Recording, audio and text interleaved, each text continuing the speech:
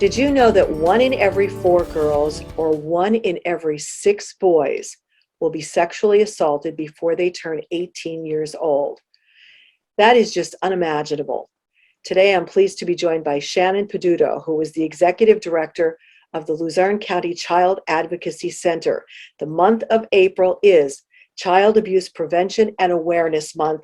Shannon, we want to get the word out that this is happening, so hopefully you can stop it from happening. Are your numbers going up each year? How are things going with this? Because you hear so much about it anymore.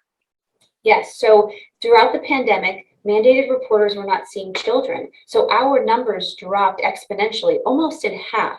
But we knew that child abuse wasn't going down. We just knew that it wasn't getting reported. So now that pandemic is on its toward the end of the pandemic, where things are opening up, we're losing the different mandates, and these mandated reporters are seeing the children. They're around them on a daily basis.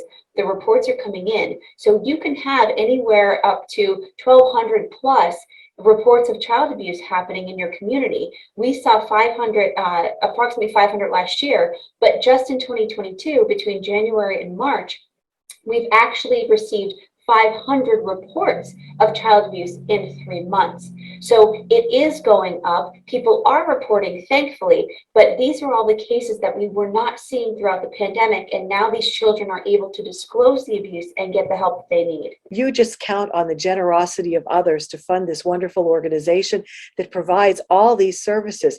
Tell us about the services that you do provide.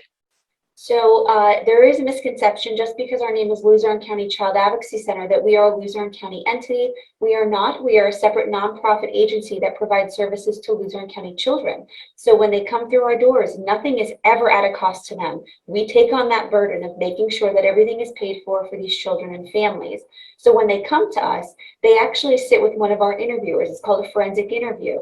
You sit with the interviewer and you have a conversation. And from there, we can learn about the abuse that they have been experiencing, many times for years on end. And we can get those disclosures and help them. Then from there, they receive a medical exam. If we need to collect evidence, we are able to do that and hand it over to the authorities to help prosecute the person that did this to these children.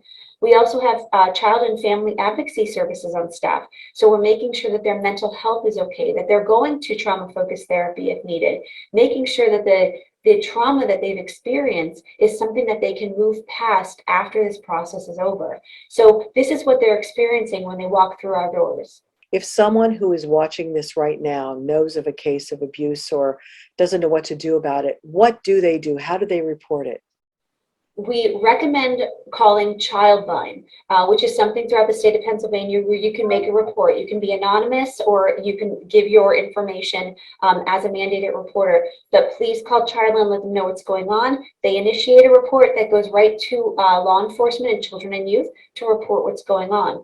You can also call your local law enforcement department. You can call children and youth and also make a report. But if you see something going on, please call someone, please do something. I know a lot of times people are concerned about retaliation if they do speak up, but we've had many children who have lost their lives because no one spoke up. So we don't want that to happen moving forward. We want to educate people and make sure that they know they can report anonymously, but please just report.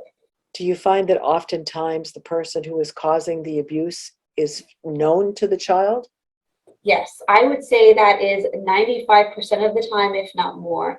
Most times, when I was growing up, it was stranger danger, look out for the strangers and, don't go with anybody. But nowadays, when it comes to sexual and physical abuse, it's usually a relation. It's a familial relation. It's somebody in their home that they're living with. Whether, again, relation or not, it's somebody within their home. It's someone that they trust. It's someone that they look up to. So when this person is hurting them with their sexual abuse or physical abuse, not only is it the abuse that they're experiencing, but the trust that comes along with it has been broken. And there's intimidation, there's manipulation. So it's also a mental and physical trauma that they're experiencing. Today's news feature is brought to you by Feisner's Ford in Freeland, who is celebrating 75 years in business. Give them a call at 570-636-3920, or you can log on to feisnersford.com.